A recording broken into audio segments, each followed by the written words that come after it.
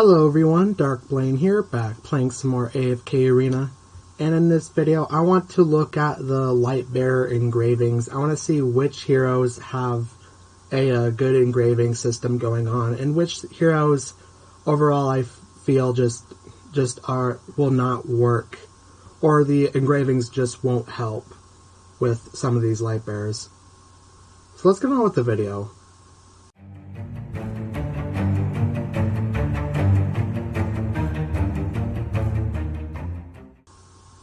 Okay, so I'm going to start off with Stroll, since she's the first one here. And yeah, as always, the engravings are affecting the bottom two skills here.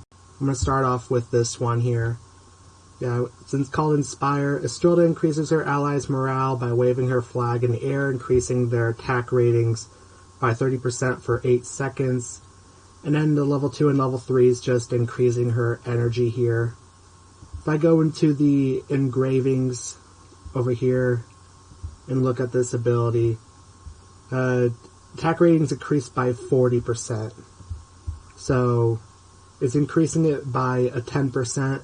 It's a 10% increase, which it's overall pretty average from what I've seen so far with all the other factions that have the engravings so far. Overall, I feel like this will not really help. The 10% increase won't really help. And moving over to this one, Ridicule. Estrella deals 150% damage to an enemy in front, knocking them backwards, and then deals 60% AoE damage to enemies within range, causing their attack ratings to be reduced by 14% for 6 seconds. And then at level 3, AoE damage is raised to 80%. So, if I go back to the engravings here, go to the plus 60, attack ratings are reduced by 18%. So it's reducing the attack rating by 18%. So it's reducing it by an additional 4%, which that actually I don't think that will do anything. Just a 4% decrease in attack rating, that's definitely not going to do anything, I don't think. So yeah, overall, Estrella looks like it will, I don't think it's really going to help her perform. So yeah, I'd say just avoid Estrella for now. And moving on to Belinda. Crit ratings increased by 12%. And then over here it says crit ratings is raised to 18% down here. I'll have to see just what the engraving system has for this first ability. Belinda's crit damage amplification is increased by 18 points during battle, so it's increasing that by 18 points. And every time Belinda inflicts a critical strike on an enemy, cause subsequent damage they receive to be increased by 3. It looks like there might not be any abilities here that have crit damage amplification, so it looks like it's just going to increase the crit damage amplification by 18 points, which even then I don't think that's really going to do anything for her first ability. And then the blessing. Belinda blesses the ally with the highest attack rating, raising their attack rating by 15% and crit rating by 15%. And blesses 2 allies, and then attack ratings increased by 20% and crit ratings increased by 20% with level 3. So if I go back here and see the second ability, blessed heroes have their damage increased by 15% for every attack. This effect can be stacked 4 times, after which the effect is ended. So this one is just increasing their damage by 15% for every attack, and it can also be stacked for 4 times. So it's increasing a maximum of 60% for every attack, which that one actually doesn't sound that bad. That one, 60% increase in their damage, that actually sounds pretty good there for a maximum of 60%. Yeah, that actually doesn't sound that bad. And with each star she's gaining haste here, which is really good there. Honestly, the plus 60 isn't sounding too bad there for Belinda. So moving on to Rain. See what Rain has here. Rain marks the enemy with the lowest health for 10 seconds, while marked allied heroes that deal damage to the target will have their attack speed increased by 20 points and crit rating increased by 20% for 3 seconds. And, it's just right here. Attack speed is increased by 30 points and crit rating is increased by 30%. Let's go ahead and see her first engraving skill. Health recovered is increased to equal 60% of attack rating. So this first one, it sounds like health recovered is increasing quite a bit. It's increased equal to 60% of attack rating. That sounds like quite a bit here. I don't know if that's just for her or if that's for her allies here, but that doesn't sound terrible. Yeah, doesn't sound terrible. It doesn't even look like she has an ability like that with level 2. So that looks like maybe a completely new ability. And we'll move on to Exploit. Rain attacks and abilities deal more damage to enemies the lower their health is, up until a maximum of 30% damage is reached. And increases allies' damage by up to 15%, and Rain's allies' damage can be raised up to 30%. So moving over here, Rain and her allies' damage can be raised up to 35%. So if I move back here, looks like it's increasing it by 5% here, which that actually doesn't really sound like it's going to do too much for her team. The plus 30 sounds like it might do quite a bit of healing, but we will just have to see about that. Overall, the plus 30 right now is sounding pretty decent. And moving over to Fox. See what Fox has here. Confine. Fox deals 50% damage to the enemy with the highest attack rating, and then locks them in his coffin for 7 seconds. The affected enemy cannot attack or be attacked while inside the coffin. Duration extended up to 9 seconds with the level 3. So, moving over to the engravings. An enemy is immediately locked in Fox's coffin when Fox reaches his battlefield position. Can be used once per battle.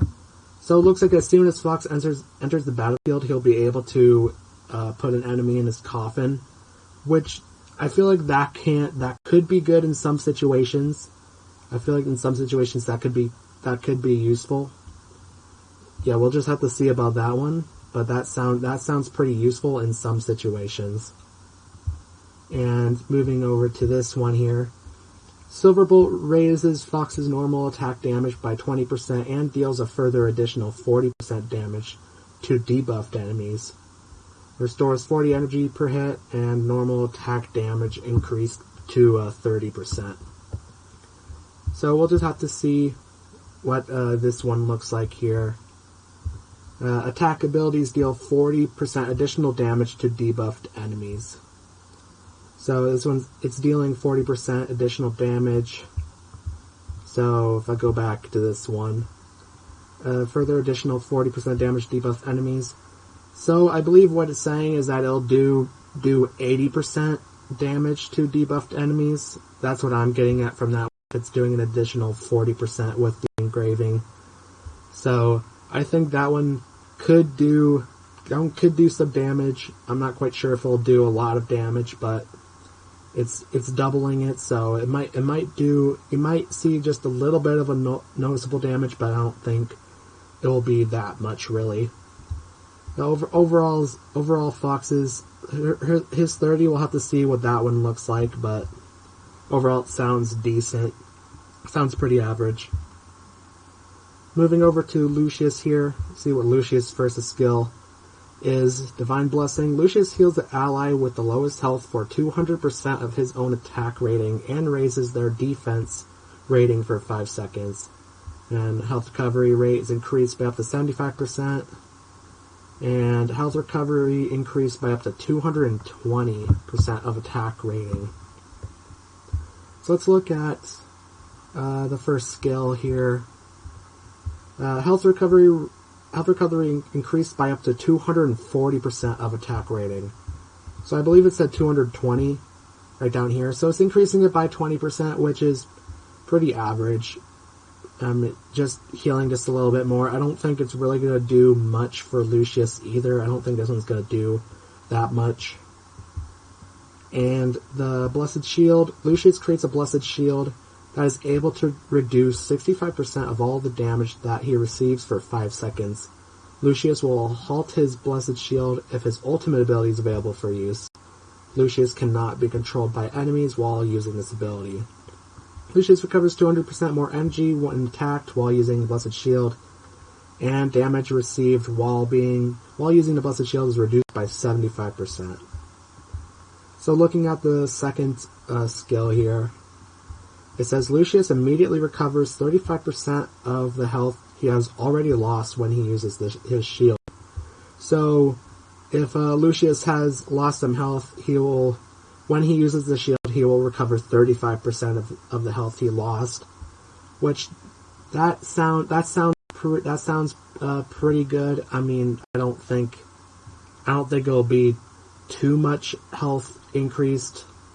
I mean, if he has his health pretty low, you could see a noticeable difference in his health, but I don't know if it's really going to be that useful, especially if you're trying to use him in the late to end game. I feel like he'll just go down immediately, so I don't know if that one will be pretty good for Lucius. I don't know if I'll see it. I don't think we'll see too noticeable difference with that one. But overall, it sounds pretty average as well. Lucius, it sounds pretty average as well. Move over to Thane.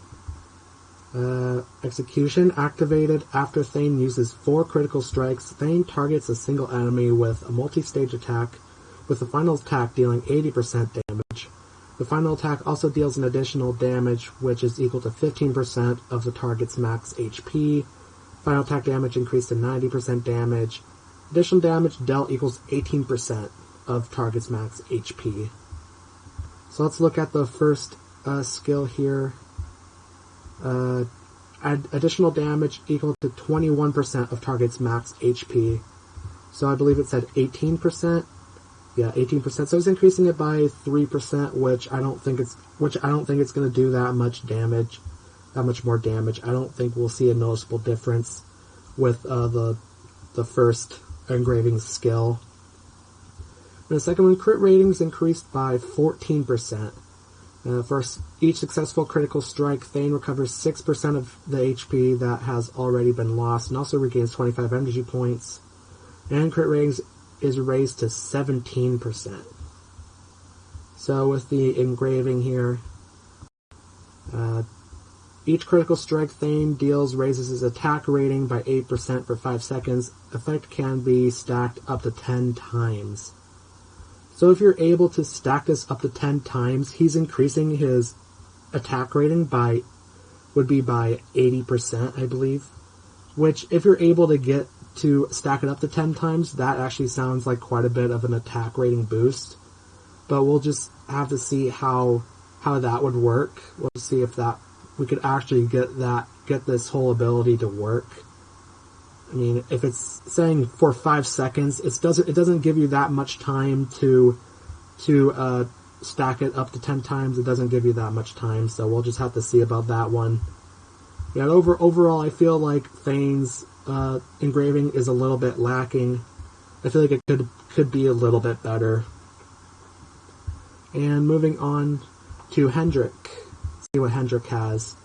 If one of Hendrick's backline teammates receives a fatal damage, Hendrick will jump in front of them and take all the damage intended for his teammate for 10 seconds. Hendrick cannot be mind-controlled while protecting teammates, and this ability may only be used once per battle. Damage taken while protecting teammates is reduced by 40%. Damage taken while protecting teammates is reduced by 60%. So the first engraving skill, damage taken while protecting teammates is reduced by 70%. So it's increasing it by an additional 10%, which I don't think we'll see a noticeable difference with this one either. This one only increasing it by 10%, which is kind of bad. It's kind of below average, I would say.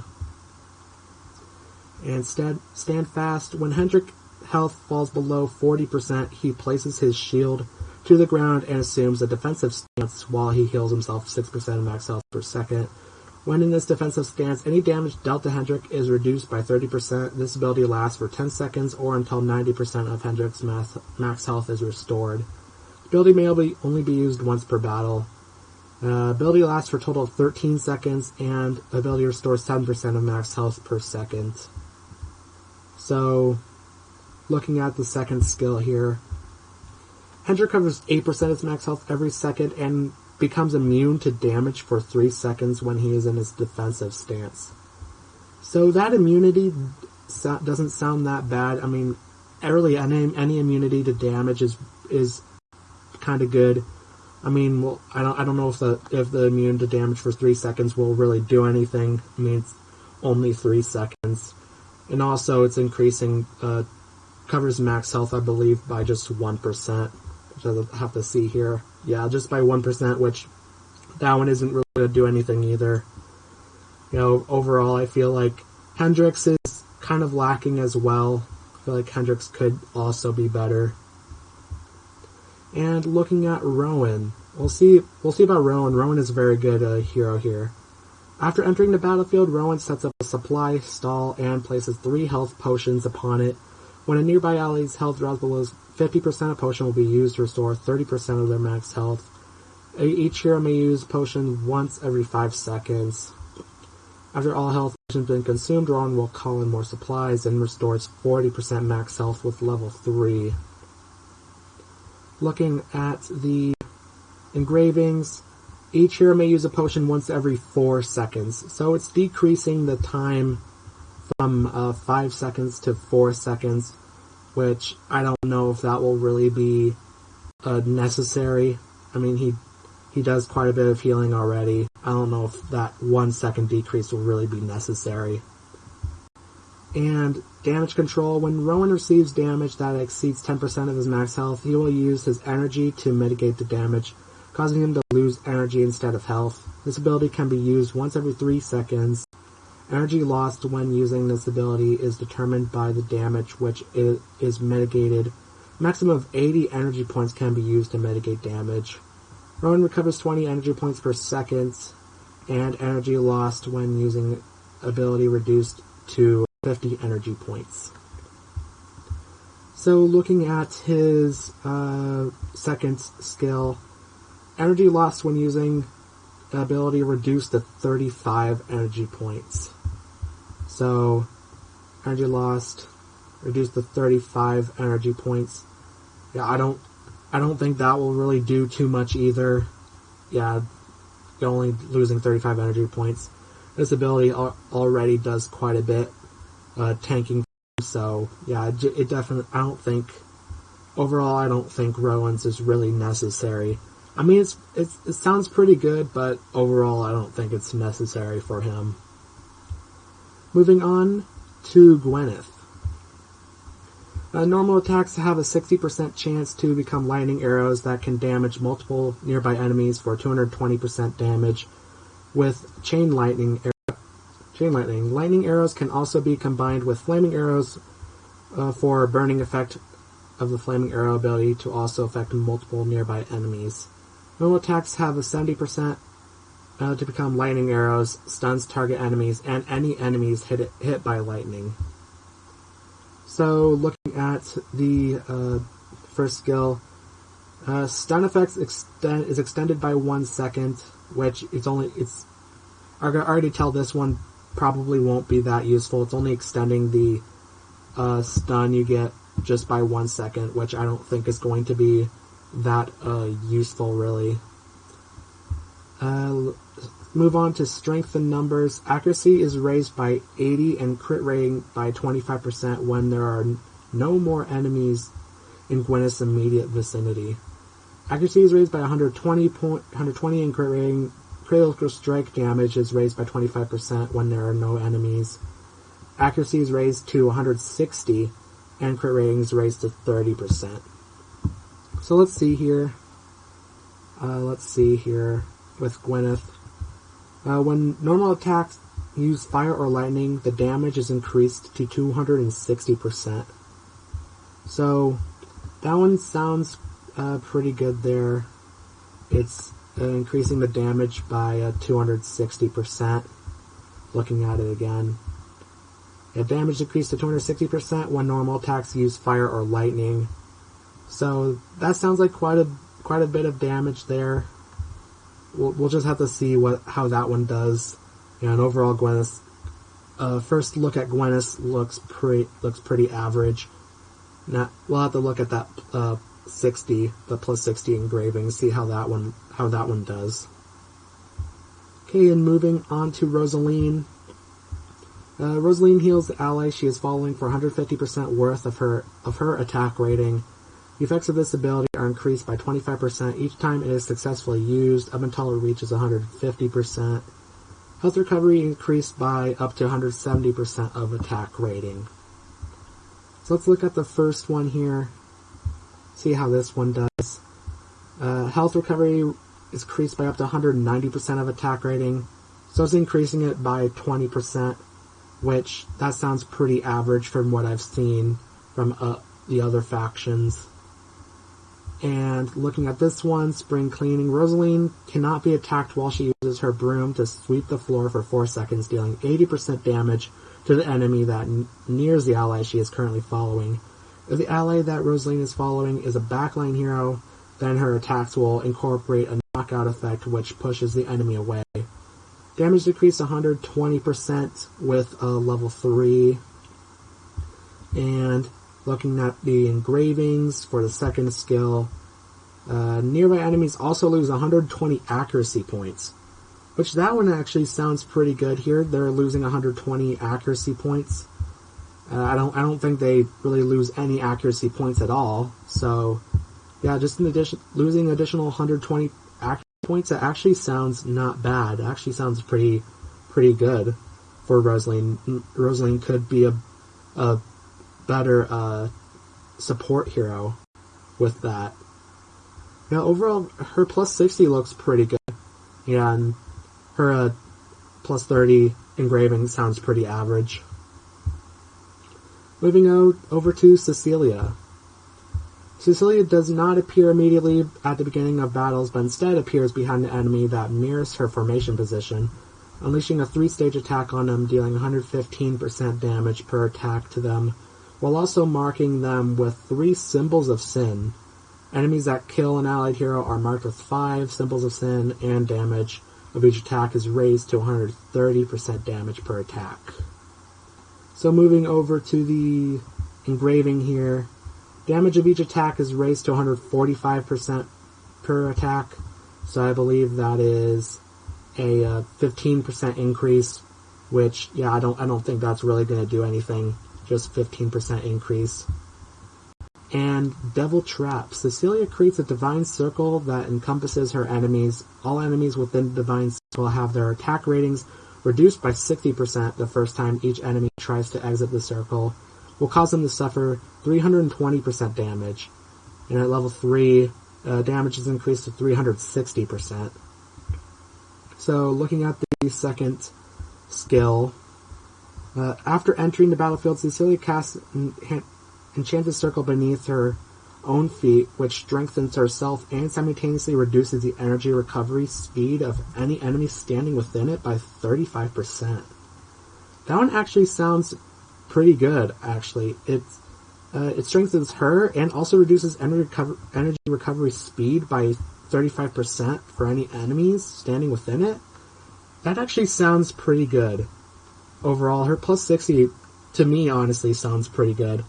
And her plus 30 sounds, it sounds kind of decent. It sounds pretty decent. It's kind of below average, her plus 30 engraving, but her plus 60 looks pretty good, though.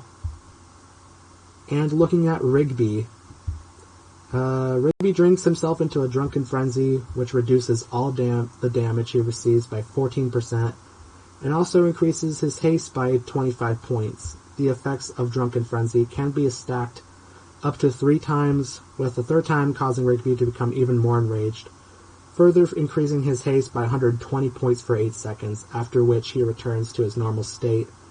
Damage is reduced to 22%, and damage is reduced by 30% each time the ability is stacked. So looking at this one here, each time Rigby enters a drunken frenzy, he receives 35 haste points. So receiving 35 haste points every time he enters a drunken frenzy.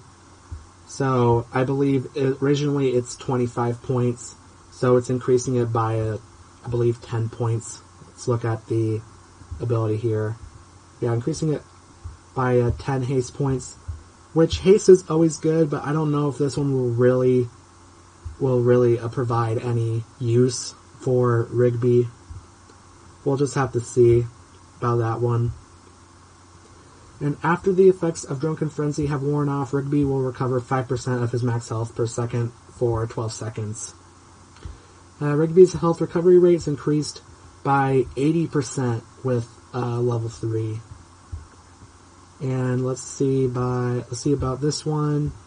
Rigby immediately receives a healing effects of the ability while rested at the start of battle, which lasts until Rigby's Frenzy is stacked 2 times.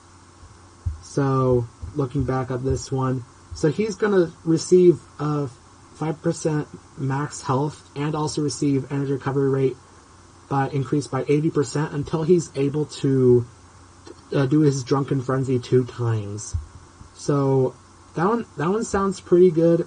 We'll just have to see how quickly the 2 Drunken Frenzies come up. But that one sounds pretty good. His plus 60 sounds pretty good there, though. Getting more health to him. So yeah, that one sounds pretty good. We'll have to see about the plus 60 engraving. And moving over to Oscar. Oscar instantaneously appears next to a knife stuck in the ground, picks it up, and proceeds to slice up any nearby enemies for 200% damage. Damage is increased to 270% for level 3. Moving over to the engravings. Damage is increased to 300%. So it's increasing damage by 30%, which that's about average. I don't think it will do that much. I don't think it'll do that much for his damage, though.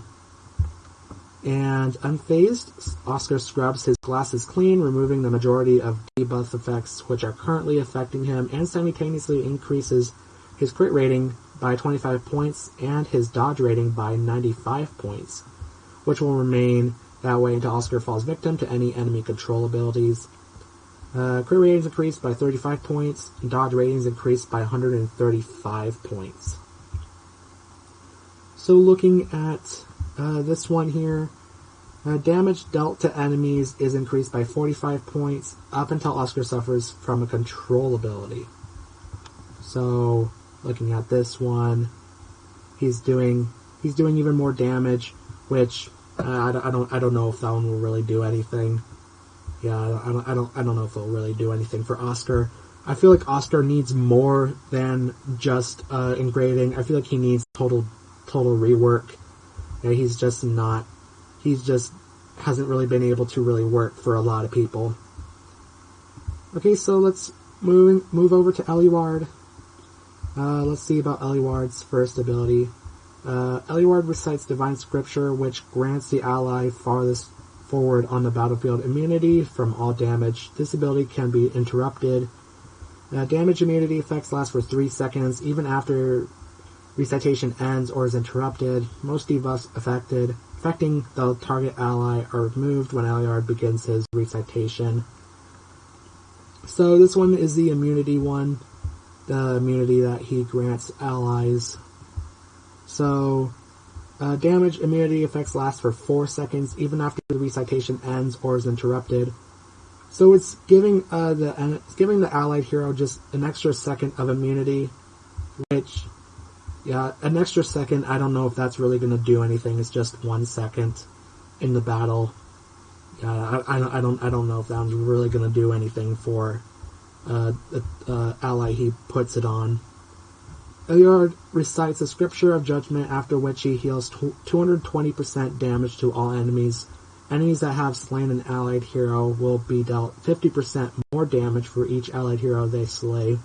This ability can be interrupted. Deals 260% damage, and enemies that slay allied heroes will be dealt 80% more damage for each that they slay. So looking back at the engravings, deals 280% damage after recitation ends. So it looks like it's just increasing it by 20%, which is about average here. You know, overall Ellie Ward sounds pretty average. His engravings sound pretty decent. Over to Peggy. Peggy's guard creates a shield around himself and the nearest non-summon ally, which has a value equal to 20% of the guard's own health that exists for 8 seconds.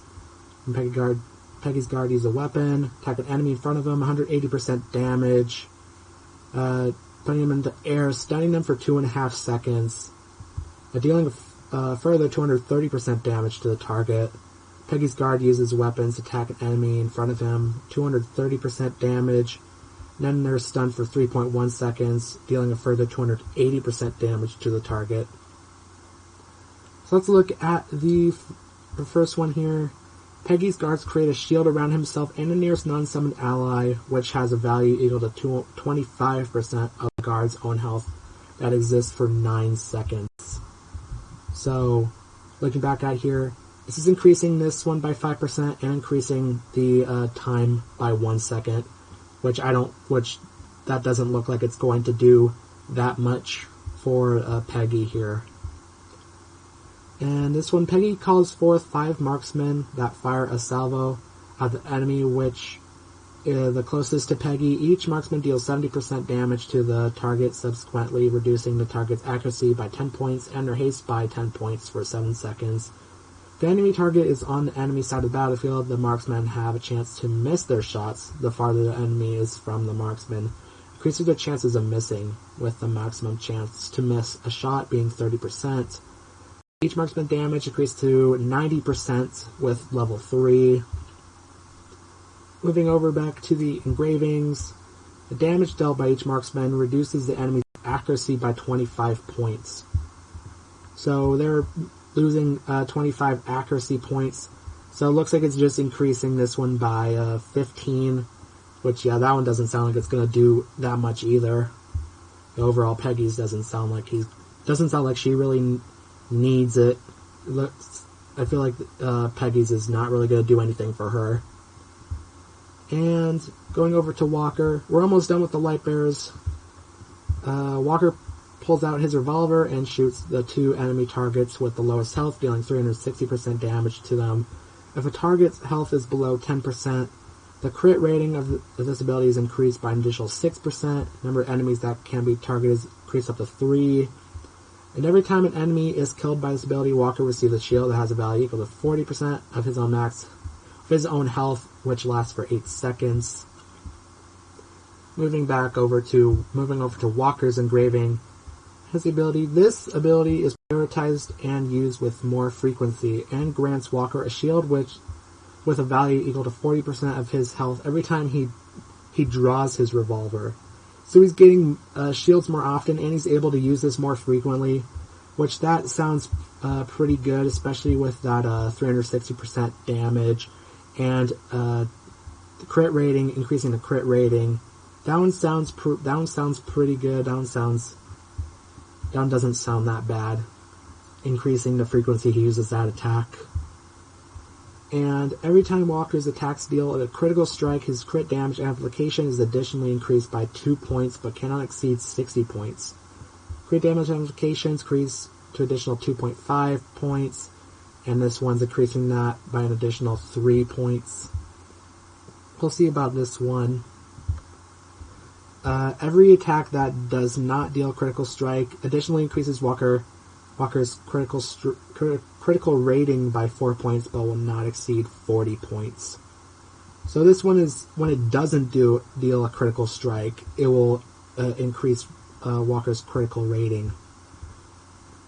While this one, it does. So no matter what, he's either going to gain crit damage amplification or critical damage.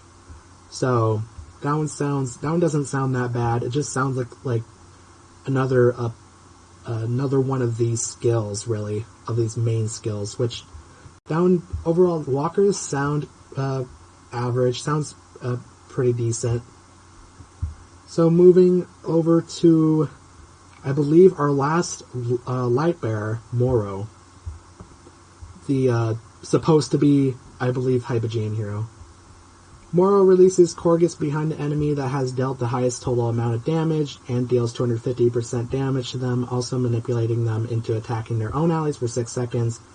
While the enemy target is being manipulated, they are unable to use their ultimate ability and shall not be targeted by the ability Binding Terror. Damage is increased to 330% on level 3 there. And moving over here, duration that an enemy is manipulated for is extended to 8 seconds. So looking back on here, it's increasing it, looks like, by an additional 2 seconds, which I don't know if that's really going to do that much for Morrow. Passive, Morrow deals an additional 220% damage to an enemy while attacking them. This ability can only target the same enemy once every 4 seconds. Additional damage dealt is equal to 10% of all damage dealt by the enemy target, but shall not exceed 400% of Morrow's attack rating. And this ability effects will be triggered when the enemy is being manipulated by Corgus for the level 3. Okay, going over here. Additional damage dealt is equal to 12% of all damage dealt by the enemy target, but shall not exceed 500% of Morrow's attack rating.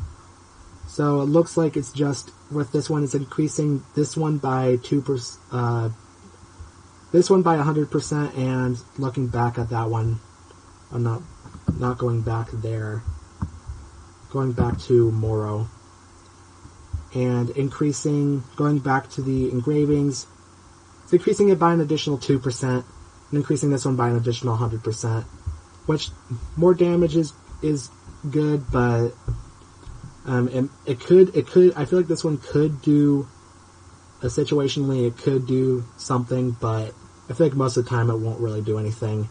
Overall, I feel like Morrow's is also pretty decent here. And I believe that is the last one, yep. Next one here is Brutus, which is not a Lightbearer. So yeah, this will be pretty much the end of the video. I just wanted to look at the Lightbearer engravings. Overall, I feel like Rowan's doesn't really need it. I feel like that, I believe the plus 60 for Rose might be pretty good.